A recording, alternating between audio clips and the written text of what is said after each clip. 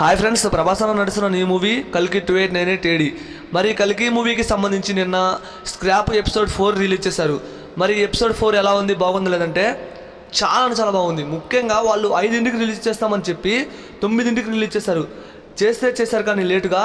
కానీ అందులో Prabhas look and ఆ రోబోకి వాయిస్ ఓవర్ ఇచ్చింది మన కీర్తి సురేష్. చాలా బాగుంది. అండ్ బుజ్జి ఎవరు అనేది పెద్ద ట్విస్ట్గా మారింది కదా. అది ఎవరో కాదు, ఒక కారు. అయితే ఆ కారుకి ఒక బ్రెయిన్ ఉండిద్ది, అదే ఆ రోబో.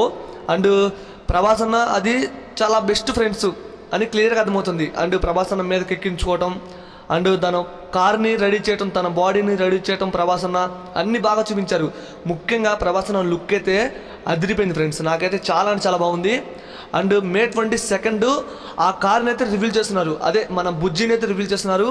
అది మన ఫ్రెండ్, మనం ఫాలో అవుదాం. ఇంకా ప్రభాస్ నడుస్తున్న ఈ కల్కి మూవీకి సంబంధించి మే 22 ఒక ఈవెంట్ జరుగుతుంది. అది కూడా రామోజీ ఫిలిం సిటీలో.